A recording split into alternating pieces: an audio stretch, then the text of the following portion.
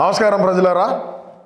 మన జగనన్న ఇక డోకా లేకుండా ప్రధానమంత్రి అయిపోతున్నాడు. మీరు ఇది ఫిక్స్ కండి. ఎందుకంటే నేను మన సాక్షిలో ఈశ్వర్ ఇచ్చిన టెలివిజన్లు ఇలా నేను వాస్తవాలు చెప్తా ఉండా. ఖచ్చితంగా మన జగనన్న నరేంద్ర మోదీ గారికి పోటీగా నిలబడి ప్రధానమంత్రిగా గెలుచున్నాడు, రాష్ట్ర ప్రధాని అవుతాడు. మీరు దాంట్లో ఎటువంటి డౌట్ లేదు. ఎందుకు చెప్తున్నాను ఏంది ఈ మాట అంటే, నిన్న కేటీఆర్ గారు అన్నను బెంగళూరులో కలవడం, అక్కడ ఏం మాట్లాడుకున్నారు ఏందనేది మనకేదో కొంత సమాచారం ఉంటుంది కదా. ఆ సమాచారం మేరకు రాష్ట్ర ప్రజానీకానికి, అన్నను అభిమానించే వాళ్లకు, అన్నను ప్రధానమంత్రిని చేయాలనేటువంటి సంకల్పంతో ఉండేటువంటి వాళ్ళందరికీ కూడా విషయాన్ని పంచుదాం, వాళ్ళతో పాటు పంచుకుందాం అనేటువంటి దీంట్లోనే నేను ఈ వీడియో చేస్తా ఉన్నా. ఇకపోతే మనకు తెలంగాణలో మనకు ఇక్కడ మన బతుక్కి ఇక్కడ పోతేనే ఎవడు దేకేవాడు లేడు. మరి తెలంగాణలో ఏ విధంగా వస్తారు ఈ ప్రజలందరూ కూడా? స్వచ్ఛందంగా వచ్చినారు వీరందరూ కూడా. బేగంపేట ఎయిర్పోర్ట్ నుంచి కోర్టు దాకా, మళ్ళీ కోర్టు ప్రాంగణంలో ఏ విధంగా జగనన్న నినాదాలు, ఆ ఫ్లెక్సీలు, ఆ రపరప పొగండాలు, ఈ వ్యవహారాలన్నీ పడతా, అదేవిధంగా లోటస్ పాండ్ దగ్గర కూడా ఏ విధంగా ప్రజలు వచ్చినారు, ఏంది కథ అనేది మనం గతంలో చూసినాం కొద్ది రోజుల ముందు. వీళ్ళన్నింటినీ కూడా కేటీఆర్ గారు దగ్గరుండి వీళ్ళందరికీ వసతులు చూసి సౌకర్యాలు కల్పించి అక్కడికి పంపించినాడని మనం ఒక వీడియో కూడా చేసినాం. అదే వాస్తవమైంది. మరి నిన్న కేటీఆర్ గారు నిన్న బెంగళూరులో కేటీఆర్ గారు జగన్మోహన్ రెడ్డి అన్న ఇద్దరు కూడా కలుసుకున్నారు. అక్కడ కలుసుకొని మనకు అంటే ఇక్కడ తెలంగాణలో మన పార్టీ పెట్టకపోయినా, నీకు ఆంధ్ర రాష్ట్రంలో 11 వచ్చినా, మేము ఈరోజు ముఖ్యమంత్రిగా లేకపోయినా, నీ పార్టీలో ఉండేటువంటి వ్యక్తులు సిబిఐ, సిఐడి, ఈడీ కేసులతో ఉన్నారు. మన పార్టీలో కూడా సిబిఐ, సిఐడి, ఈడీ కేసులతో ఉన్నారు. నిన్నగాక మొన్న నా మీద కూడా ఈడీ కేసు అయితే పడింది జగనన్న. మరి నాకు శుభాకాంక్షలు చెప్పవా అని కేటీఆర్ గారు అడగడం, మళ్ళీ జగనన్న నీ మీద కూడా ఈడీ కేసు పడిందా, నీకైతే శుభాకాంక్షలయ్యా, ప్రత్యేక శుభాకాంక్షలని జగనన్న చెప్పడం. మరి మన దగ్గర ఇటువంటి వ్యవస్థ, ఇటువంటి వ్యక్తులందరూ మన దగ్గర ఉన్నప్పుడు మనం దేనికైతే మనం ప్రధానిగా పోటీ చేయకూడదని కేటీఆర్ గారు మన జగనన్నని అడగడం. మరి కేసీఆర్ గారు నాకు సపోర్ట్గా ఉంటే నేను ఖచ్చితంగా చేస్తాను అని ఈయన చెప్పడం.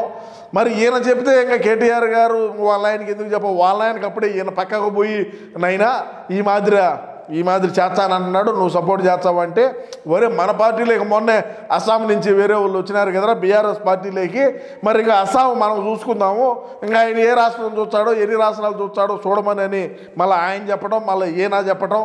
అదేవిధంగా నేను బెంగళూరు చూసుకుంటాను, మా సీమరాజాకి ఒక రాష్ట్రం అప్పచెప్తా, ఇంకొకటికి ఒక రాష్ట్రం అప్పచెప్తా, వాళ్ళందరూ చూస్తారు, మనం ప్రధాని అయిపోదాము, మనకేం ఇబ్బంది లేదు. మన ఇంట్లోనే లిక్కర్ స్కాములు చేసిన వాళ్ళు ఉన్నారు, ఆ లిక్కర్ స్కాముల్లో జైలు పాలైన వాళ్ళు ఉన్నారు. లిక్కర్ ఈయన కేసీఆర్ ఇంట్లోనూ లిక్కర్ ఉన్నది, ఇటు జగనన్న ఇంట్లోనూ లెక్క ఉన్నది. ఆ లెక్క ఈ లెక్క అంతా మద్యం లెక్కే. మద్యం నకిలీ చేయటం మనకు తెలుసు, మద్యంలో ఏ విధంగా డబ్బులు సంపాదించాలో మనకు తెలుసు, ఏ విధంగా ఈడీ కేసులు మన నెత్తినేసుకోవాలనో తెలుసు, ఏ విధంగా మనం అవినీతి అక్రమాలు చేయాలనో అన్నీ తెలిసినటువంటి వ్యక్తులు మనం. కాబట్టి మనం ఖచ్చితంగా ప్రధానమంత్రి అవ్వాల్సినటువంటి బాధ్యత నీ మీద ఉండా సీమరాజన్న. మన నాయన కేసీఆర్ గారు అయితే బ్రహ్మాండంగా సపోర్ట్ చేస్తానన్నాడు. అందుకే నీకు ప్రత్యేకంగా మన సొంత కార్యకర్తల్ని పంపించినాడు ఆ రోజు హైదరాబాద్లో కోర్టుకు హాజరవుతూ ఉంటే అని చెప్పి కూడా చెప్పడం జరిగిందంట. అదేవిధంగా చూసుకుంటే మరి నేను ప్రధానమంత్రి అయితే మరి పెద్ద ఆయన కేసీఆర్ ఒప్పుకుంటాడా అని జగనన్న అడగడం. వారిని పాసుకోవాలి, మా నాయన ఇప్పుడు ఇంట్లో నుంచి బయటకు వచ్చేదే కష్టంగా ఉండదు, నువ్వు ప్రధానమంత్రి క్యాండిడేటు, మేము నీ వెనకలు ఉంటాము. మా పార్టీలో నేను మహారాష్ట్రలో నేనే స్వయంగా పోయి మహారాష్ట్రలో మా పార్టీని బలోపేతం చేస్తా. అదేవిధంగా అస్సాం నుంచి ఆల్రెడీ వచ్చున్నారు. అదేవిధంగా చెన్నై ఒకరికి అప్పచెప్తాం. బెంగళూరు అంటావా, నువ్వు ఉన్నావు ఆల్రెడీ, నీకు పెరిగి కట్టలగట్టే పని ఏం లేదు. బెంగళూరుని నువ్వు బెంగళూరు చూసుకో. ఇంకా రాష్ట్రాలన్నింటినీ కూడా ఒక్కొక్కరు అంటే ఈ పేరు నాని, అదేవిధంగా అమ్మంటి రాంబాబు, అదేవిధంగా ఇంకా కొంతమంది ఇట్లా వాళ్ళకి అప్పచెప్తే కుదరదు. మంచిగా బాగా రెడ్ శాండిల్ తోలి ఇసుక మైనింగు ఏదైతే అక్రమ సంపాదన, అక్రమంగా మద్యం ముడుపులు, అక్రమంగా మద్యం సంపాదన ఎవడైతే సంపాదించుంటాడో అటువంటి వాళ్ళకు కొన్ని రాష్ట్రాల్లో మనం అప్పచెప్పినామంటే అక్కడ మనకు బ్రహ్మాండంగా ఉంటుందని చెప్పి కేటీఆర్ చెప్పడం. ఖచ్చితంగా అన్న ఒక చిక్కటి చిరునవ్వుతో ఆహా నేను ప్రధానమంత్రిని కాబోతా ఉన్నానని చెప్పి అన్న ఒక హర్షం కూడా వ్యక్తం చేశాడు. అంటే మామూలుగా కాదు, అబ్బా నాకు ఇంత సపోర్ట్ ఉన్నది, ఇంక ఇబ్బంది లేదు మనకు, కేసీఆర్ గారే మనకు సపోర్ట్ ఇస్తున్నాడు, కేసీఆర్ గారే ప్రధానమంత్రి క్యాండిడేట్ అని చెప్పినాడంటే నేను ప్రధానమంత్రి అయిపోయినట్లే, ఇంక ఎటువంటి ఇబ్బంది లేదని చెప్పి కూడా ఈయన అనుకోవడం మరి ఆ విధంగా ఉన్నది.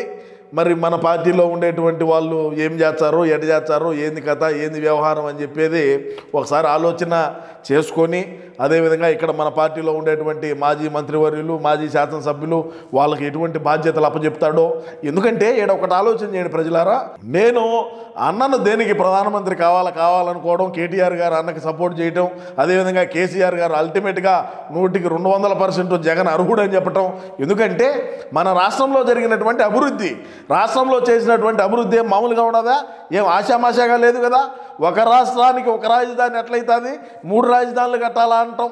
అదేవిధంగా ప్రభుత్వానికి సంబంధించినటువంటి భూముల్ని, ప్రభుత్వానికి సంబంధించినటువంటి భవనాలను బ్యాంకులో తాకట్టు పెట్టి డబ్బులు తీసుకురావడం, అదేవిధంగా కార్పొరేషన్లు ఏ అయితే ఉంటాయో ఆ కార్పొరేషన్లకు సంబంధించి నిధులు ఏ అయితే ఉంటాయో వాటిని వాడుకోవడం, అదేవిధంగా చిన్నపిల్లకాయలకి ఇచ్చేటువంటి చిక్కీలో కూడా మరి మన అన్న బొమ్మ వేసుకోవడం, ఏదైతే ప్రభుత్వ భవనాలు ఉంటాయో వాటికి మన జెండా రంగులు వేయటం, అదేవిధంగా పైన హెలికాప్టర్లో పోతూ ఉంటే కూడా కింద చెట్లు పెరిగేయడం, కింద ట్రాఫిక్ని ఆపడం, అది ఈ విధంగా ఆలోచన విధానం ఉంటుంది. అదేవిధంగా చేపల మార్కెట్లు, ఫిష్ మార్కెట్లు, అదేవిధంగా మటన్ మార్ట్లు, అదేవిధంగా అన్న చెప్పినట్టు ఒక్కొక్క జిల్లాకు ఒక్కొక్క ఖచ్చితంగా ఒక ఎయిర్పోర్ట్ రావాలంటే అన్న ఖచ్చితంగా ప్రధానమంత్రి అయి తీరాల.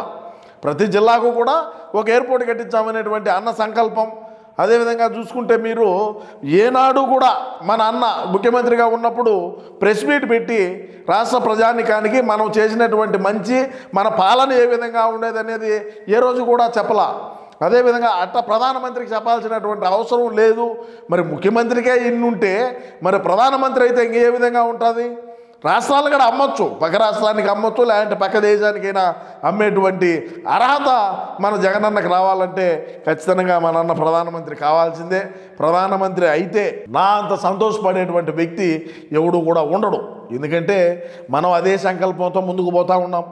మరి ఇక్కడ చూసుకుంటే ఒకసారి మీరు ఆలోచన చేయండి, కేటీఆర్ గారు కవిత గారిని పక్కన పెట్టున్నారు, మన జగనన్న కాడికి వచ్చేసరికి షర్మిలమ్మ గారిని ఏ విధంగా పక్కన పెట్టినారు, మరి వాడుకొని పక్కన పెట్టినారా, లేకుండా ఉంటే వాళ్ళకు పక్కన పెట్టినారు, ఏదో పడక పక్కన పెట్టినారా, లేదంటే ఆస్తి తగాదాల వల్ల ఏమన్నా పక్కన పెట్టినారనేది మీ అమూల్యమైన అభిప్రాయాన్ని తప్పకుండా కామెంట్ రూపంలో తెలియజేయండి. మీరు ఇంక ఎటువంటి ఆలోచన చేయాల్సినటువంటి అవసరం లేదు. మనం మన రాష్ట్రంలో జరిగినటువంటి అభివృద్ధి, మన రాష్ట్రంలో తెచ్చినటువంటి పెట్టుబడులు, మన రాష్ట్రానికి పెంచినటువంటి ఆదాయం, 5 సంవత్సరాల పాటు అన్న ముఖ్యమంత్రిగా ఉన్నప్పుడు కట్టినటువంటి ప్రాజెక్టులు, ఏ విధంగా అన్న పాలనా విధానం ఉండదని ఆలోచన చేసుకొని కేటీఆర్ గారు, అదేవిధంగా కేసీఆర్ గారు వాళ్ళు మద్దతు మన జగనన్నకి ఇవ్వడం, ఇచ్చిన తర్వాత అన్న కూడా దానికి ఓకే అని చెప్పడం, నాకు ఎటువంటి ఇబ్బంది లేదు, మీరు సపోర్ట్ ఉంటే నేను ఖచ్చితంగా ప్రధాని అయిపోతాను, మహారాష్ట్రలో మీరు చూసుకోండి, ఇంకొక రాష్ట్రంలో నేను చూసుకుంటా, ఇంకొక రాష్ట్రంలో ఇంకొకటి అప్పచెప్తాం, ఇట్లా అన్ని రాష్ట్రాల్లో కూడా మన పార్టీని బలోపేతం చేసి ఈ వైఎస్ఆర్ కాంగ్రెస్ పార్టీ, అదేవిధంగా బీఆర్ఎస్ పార్టీ అంటే ఎవడు దేకకపోయినా కూడా సిపిఐ భారత్ పార్టీ అని ఒకటి పార్టీనైనా లాంచ్ చేసి మనమే దగ్గర ఉండి, ఎందుకంటే ఇది ఆంధ్ర రాష్ట్రానికే పరిమితం చేద్దాం, ఏది ఈ వైఎస్ఆర్ కాంగ్రెస్ పార్టీని మన రాష్ట్రానికే పరిమితం చేసి సిబిఐ భారత్ పార్టీ అని పెట్టి, ఎందుకంటే మన పార్టీలో సిబిఐ కేసులు ఉండేవాళ్ళు ఉన్నారు, సిబిఐ విచారణ ఎదుర్కొనేటువంటి వాళ్ళు ఉన్నారు, ఇటు బీఆర్ఎస్లోనూ వాళ్ళే ఉన్నారు. అదేవిధంగా చూసుకుంటే ఈడీ కేసులు, మన జగనన్నకే ఈడీ కేసులు మన అన్న మీదనే ఉన్నాయి. అదేవిధంగా తాజాగా చూసుకుంటే కేటీఆర్ గారి మీద కూడా ఈడీ కేసు రావడం, నిన్న కేటీఆర్కు ఈడీ కేసు వచ్చిందని ఈయన మన అన్న హర్షం కూడా వ్యక్తం చేసినాడు, శుభాకాంక్షలు తెలియజేసినాడు. ఎందుకంటే ఇద్దరు నా అంతే ఎదిగినావు కేటీఆర్, నువ్వు కూడా నా మీద ఈడీ కేసులు ఉన్నాయి, నీ మీద ఈడీ కేసులు ఉన్నాయి, కాబట్టి నువ్వు కూడా నా అంతే ఎదిగినావని చెప్పి అన్న హర్షం వ్యక్తం చేయడం. ఇటువంటి వ్యక్తులందరూ కూడా ఒక చాట చేరినారు అంటే మరి భారతదేశానికి ఇటువంటి వాళ్ళు ఎంత అవసరం అనేది కూడా ఒకసారి ఆలోచన చేయండి. సిబిఐ కేసులు వేసుకునేటువంటి వాళ్ళు, ఈడీ కేసుల్లో ఉండేటువంటి వ్యక్తులు భారతదేశానికి ఎంత అవసరం అనేది కూడా ఒకసారి మీ అభిమూలమైన అభిప్రాయాన్ని తప్పకుండా కామెంట్ రూపంలో తెలియజేయండి ప్రజలారా. ఏది ఏమైనప్పటికీ మన జగనన్న తప్పకుండా వీళ్ళందరి సపోర్ట్ తీసుకొని ఖచ్చితంగా అన్న ప్రధానమంత్రి అయితే అవుతాడు. మరి దాంట్లో ఎటువంటి డౌట్ లేదు.